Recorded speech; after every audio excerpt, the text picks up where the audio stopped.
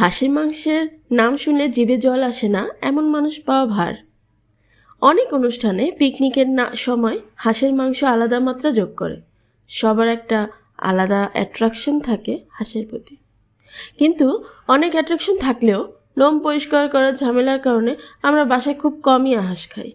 তবে আমাদের আশেপাশে বিভিন্ন সুপার শপগুলোতে ড্রেসিং করা দেশি এবং বেজিং হাঁস পাওয়া যায়। প্রতি কেজি বেজিং হাঁসের দাম ধরেন 550 থেকে 650 টাকার মধ্যে উঠানামা করে। আজকে আপনাদের দেখাবো কিভাবে খুব সহজেই দোকান থেকে কিনে আনা ড্রেসিং করা বেজিং হাঁসের ছোট ছোট লোম পরিষ্কার করে অনেক মজার একটা রেসিপি, হাঁসের রেসিপি সরি হাঁস রান্না করব। হাঁসটা আমি ভুনা করব।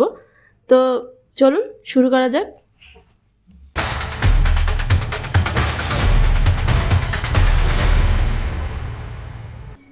হাঁসটাকে ভালো করে পরিষ্কার করে নর্মাল পানিতে ধুয়ে তারপর আমি চুলার উপরে ঠিক এভাবে ঘুরিয়ে ঘুরিয়ে হাঁসটাকে পুড়াবো। বেশি পুড়বো না, যতটুকু যেখানে যেখানে লোম আছে সেই জায়গাটুকু পুড়াবো। তারপর আমি চাকু দিয়ে আস্তে আস্তে ওই লোমগুলো উঠিয়ে নিব, এতে করে ওইখানে আর কোনো লোমই থাকবে না।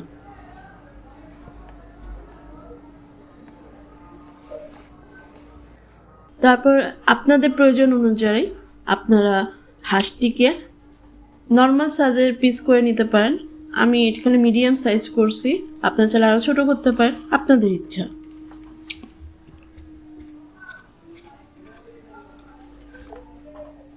আম্মু আমাকে কেটে দিচ্ছে। এখানে আমি হাঁস রান্না করতে গিয়ে সবাই আমাকে হেল্প করছে, আমার মেয়ে, আমার আম্মু। তারপর আমি রান্নাটা চড়িয়ে দিছি। এখন আম্মু আমাকে কেটে দিবে, কেটে দিলেই আমি সুন্দর করে চড়াই দিব।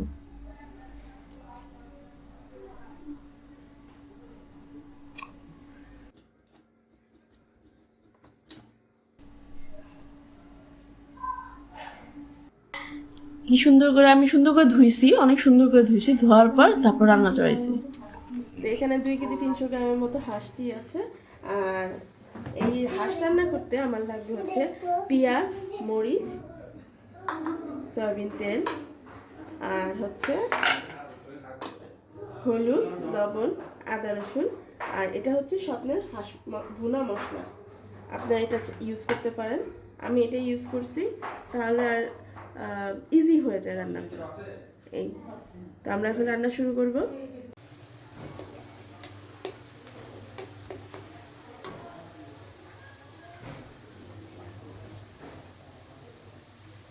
পেঁয়াজটি লাল লাল হয়ে গেছে, তো লাল লাল হয়ে আসলে আমরা এখন একে একে সব মশলা উপকরণগুলি দিব।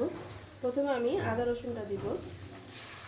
আদা রসুনটা আমি একটু পরিমাণ মতো দিয়েছি, আপনারা আপনাদের পরিমাণ মতো দিবেন।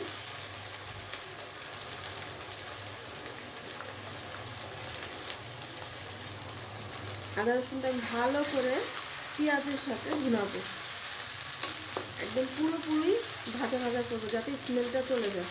স্মেল যাওয়া পর্যন্ত আমি এটা ভালো করে ভাজবো।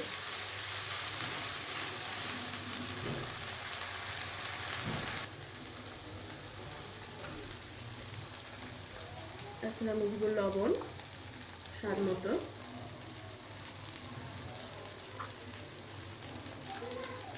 তারপর দিব আমি হলুদের গুঁড়া,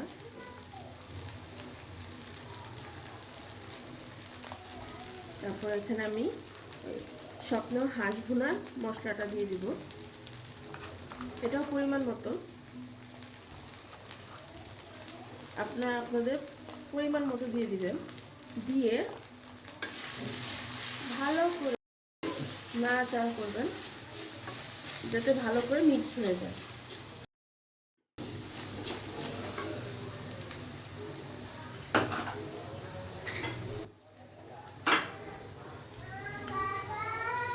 এখন আমি এতে গরম পানি দিয়ে দিব। গরম পানি দিলে তরকারি স্বাদ অনেক বেড়ে যায় আর রান্নাও খুব তাড়াতাড়ি হয়।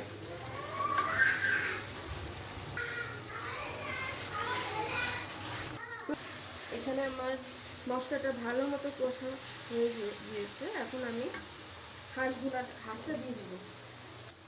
বিসমিল্লাহ।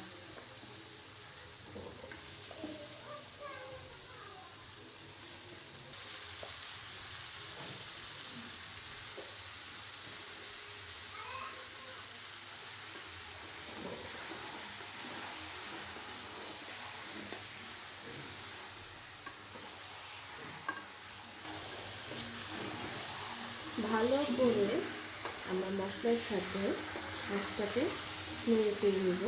একটা উপর নিচ সব হবে। এখান থেকে কিন্তু পানি থাকবে, এখনই আমরা পানি দিব না, দিব একদম পরে। এখন ভালো করে এটা মিক্স হয়ে যাবে। তারপর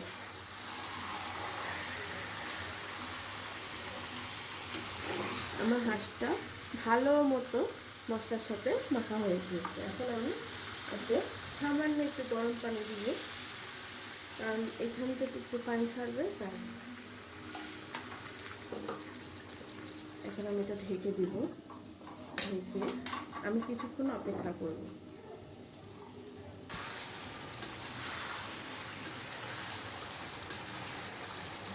আমার হাঁসটা ভালো মতো কষা হয়ে গিয়েছে। এখন আমি এই দেখেন তেলটা উঠেছে। এখন আমি এতে অল্প অল্প করে গরম পানি অ্যাড করবো আর কষাবো। এতে স্বাদটা আরও বাড়বে। একটু গরম পানি অ্যাড করলাম।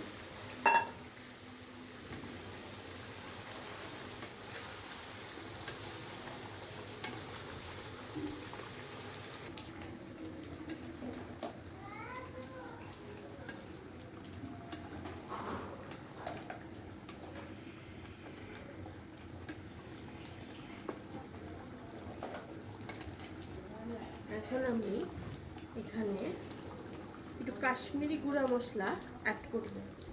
এটা আপনাদের ইচ্ছা মতো, এটা কোনো বাধ্যবাধকতা না। আমি কালারের জন্য, যাতে হাঁসের রঙটা খুব সুন্দর আসে, তাই এই সামান্য 1 চামচের মতো কাশ্মীরি গুঁড়া মশলা অ্যাড করলাম।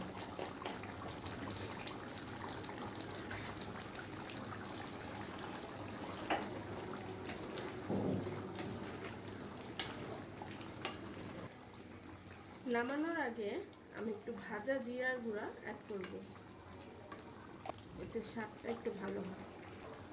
এখন তেল ওঠা পর্যন্ত আমরা অপেক্ষা করব। তাই আমি ঢেকে দিলাম। দেখেন কালারটা কত সুন্দর আসছে।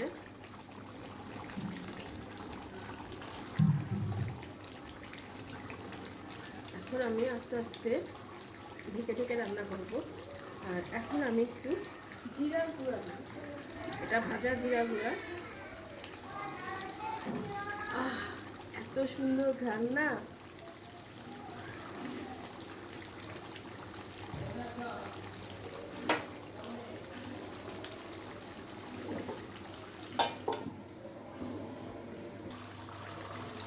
আমার হাঁস একদম রেডি। এখন আমি ঢাকনাটা লাগিয়ে চুলাটা বন্ধ করে দিব। আমাদের হাঁসের থেকে তেল ছাড়া শুরু হয়েছে, তার মানে আমার হাঁস রেডি। আপনারা বাসায় এভাবে ট্রাই করবেন। আপনাদের কোনো কিছু জানা থাকলে, বলা থাকলে আমাকে কমেন্ট বক্সে জানাবেন।